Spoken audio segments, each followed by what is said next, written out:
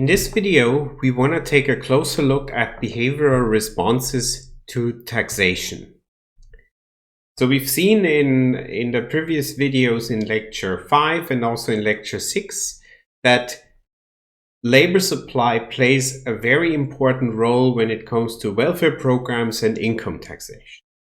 Okay, so we need to understand how workers react when either their income changes through taxation or through welfare programs.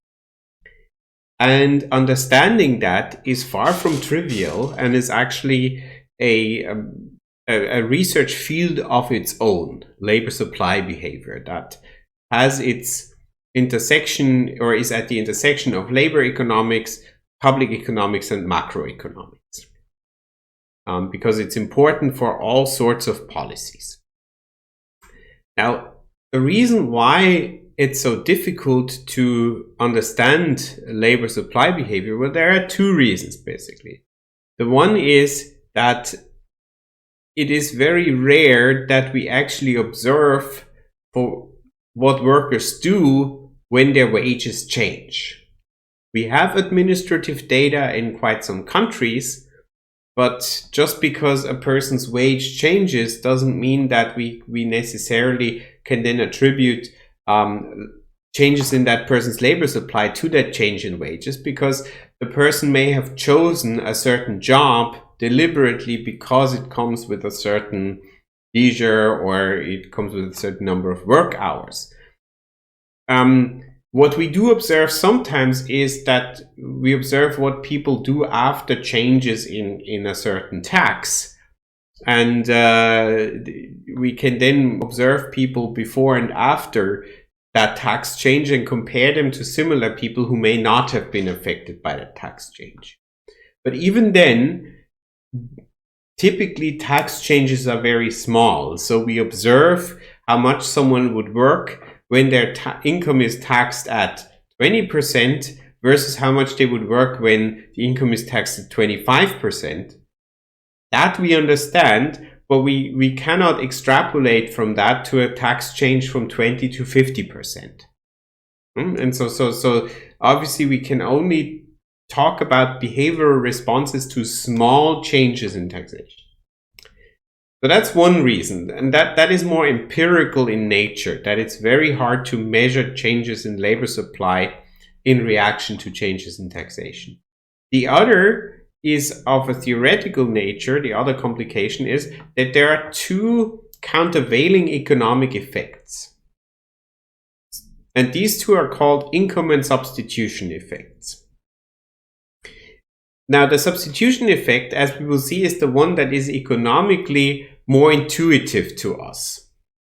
What does it tell us? What does it do? It tells us that if the marginal tax rate goes up, an hour of leisure becomes relatively cheaper, and so we spend more time with leisure and have less, and our labor supply goes down. But there could be an income effect as well. The income effect arises, or when there is an income effect, what it does is that an increase in the marginal tax rate actually increases labor supply. Now that may sound counterintuitive, but not so much when you think about why people might do that. For example, if they have an earnings target, either because they're saving up for something or because they need to simply earn enough money to live the life at the standard of living that they want, right? So if then the marginal tax rate goes up and basically for their gross income they have now less money in their pocket, they may actually decide to work more in order to compensate for that. And which one of these effects is bigger is theoretically ambiguous. They're both plausible and it's purely an empirical question. But let's look in this video a bit. Let's get a bit deeper into the income and substitution effect, because it's so important. It's so central for much of public policy, be it in labor economics, in public economics, or macro. So again, we're talking here about a consumption and leisure trade-off. So a person has a certain amount of hours they can spend on leisure and work. So that's H max. And then they can spend that, as I said, on leisure or on work hours. Now their income, Y, is the wage rate, which we assume to be exogenous, times the number of hours they choose to work. And that's a very important point here. They choose to work however many hours they want. Now, what we have then is the maximization problem that we had already before. Here, they maximize their utility, which is a function of their consumption and their work hours. But as you can see up here, their work hours are just the converse of the leisure, because whatever of their time budget that they have in total, they don't spend working, they spend on leisure. Okay, so it's the same as we had in the previous lecture. Okay? And they maximize that utility subject to a budget constraint. So we assume here that their consumption, the price of the consumption good is 1, and therefore then they consume their net income. So their income gets taxed at a certain rate, and that rate depends on the income. So it's possible that the tax system is progressive. And if we substitute this budget constraint into the utility function here and apply the fact that the income equals the work hours times the hourly wage, we can rewrite the utility function as such. And so we maximize it only over one variable. Now this is still a little bit tricky to do, to get that first order condition, but it's also not super hard. Okay? Because here the choice variable is the number of hours worked, and the number of hours worked affects consumption. So it's in here and it's in here, and it has a direct effect on utility. Okay, so it affects consumption because the more I work, the more I can consume, but it also has a disutility effect because the more I work, the less leisure I can have, and that has a negative effect on my utility. And so we need to basically optimize utility over the choice of hours, balancing those two things. Now, technically how we do that is through a total differential. So the total differential you probably encountered in micro 1 or intermediate micro. So if we take the change in utility with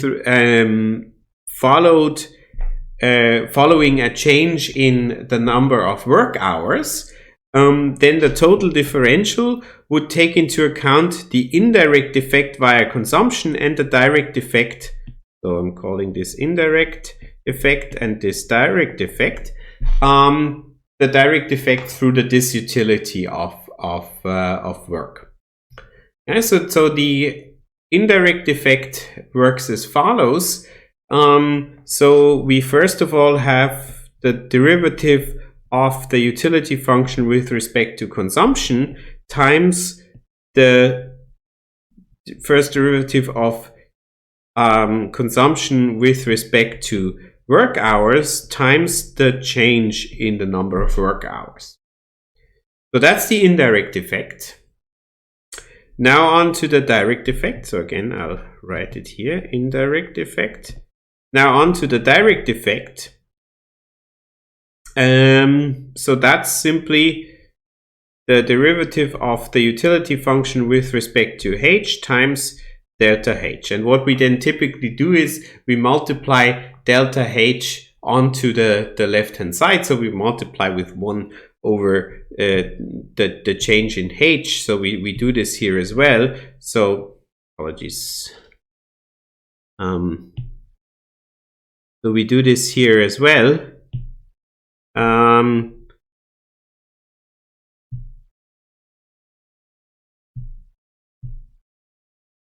And so we then have it over here. Okay, So again, this is now the change, the total change in utility for an increase or decrease in the number of work hours is now decomposed in a direct and an indirect effect. Okay? And so now if we multiply this out, or if we replace the things we know and can replace by things we've derived further up, we come to that first order condition. So how do we do that? Well, so we don't know what the exact utility function looks like. So that this term over here is just u prime c times, now the first derivative of c with respect to h over here. What is that? I'm just going to do it somewhere up here. So remember, consumption equals y minus t as a function of y, which is wh minus t as a function of wh. So if we then have the first derivative of of c with respect to h, what is that? It's w minus t prime, which is another way of writing the derivative of the tax function with respect to h, and then we have to also multiply this by w and simply apply the chain rule. If we do that, and if we multiply out w, we arrive at that. And so if we substitute that in here, we have w times 1 minus t prime, and then plus u prime h, which is just the marginal disutility of labor. And we assume again an interior solution, so we assume that that's 0. And then we can rearrange, and when we rearrange that, we arrive at that first order condition that you see here at the bottom.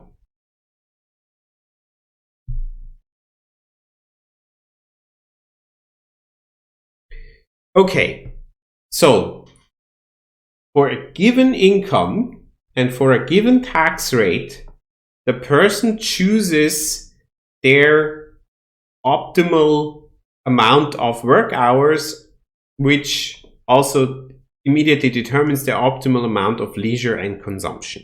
Okay, so here we have the classic consumption and leisure trade-off, and again, you know, every hour spent not working is an hour spent with leisure. So here, without a tax, we are in this point here. Now, what happens if we levy a tax? Now, the slope of the budget constraint is minus w without the tax, but the slope of the budget constraint is gets flatter if there is a tax. Right? You can think about it as follows, that if the person works the maximum amount of hours, so that's over here, so they have no leisure, if the income does not get taxed, they can afford a consumption at that level, but with the tax, they can afford only a consumption at that level. Okay? Whereas obviously, if they spend all their time with leisure, if they don't work at all, then their consumption is 0 no matter what. And so that's why the budget line pivots around this point of where the leisure is maximal. Okay? And so obviously now for every additional hour of work, they can afford less consumption than before. That's the idea. And now comes the question, what do they do? Well, that obviously depends on their preferences, right? So if you think about their preferences being represented by those indifference curves, then yes, the person will come to a lower indifference curve, somewhere here. Right? So in that case, we would have more work and less consumption, or we would have less leisure and less consumption. Right? Whereas if, obviously this is not so easy to draw by hand, whereas if the indifference curve rather lies here, then we would actually see more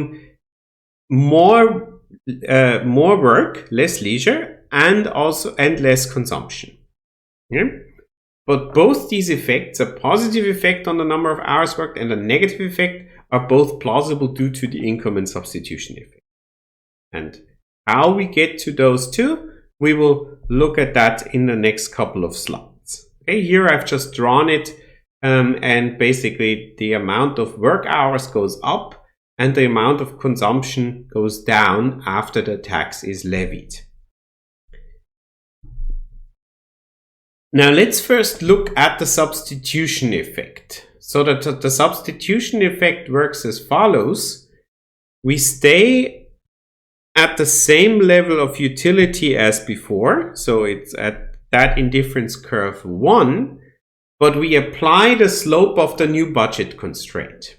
Okay, so we take that the slope of the budget constraint that we have here, budget constraint 2, and we just do a parallel shift of that until it touches the indifference curve. Okay? And that point B, what does that point B tell us? It tells us something about there is a change in leisure and a change in consumption. So people then will choose more leisure and less consumption. So what does the substitution effect tell us? It tells us that suppose the utility level is the same, but the relative prices change, what would that person do? Okay? And what that person would do is, obviously, the relative price of leisure goes down because the amount of foregone earnings from an hour of leisure, an hour that you don't work, are now smaller because you get taxed. The relative price of consumption goes up. And so price goes up. We will have less of whatever the price is of the thing that goes up, of the good where the price goes up, and we have more of the good for which the price goes down, which is leisure. Okay, that's what the substitution effect tells us. And the substitution effect of those two is the more intuitive one. Once again, it's the same utility level, but the new price ratio between those two goods, consumption and leisure. Okay, and if we have the new price ratio, if we have less in our pocket for every euro we earn, the foregone income from spending an hour not working is lower, and so we want more leisure and less consumption. That's what the substitution effect tells. Now, the next effect is the income effect, and the income effect is a slightly more difficult effect to understand because it's less intuitive.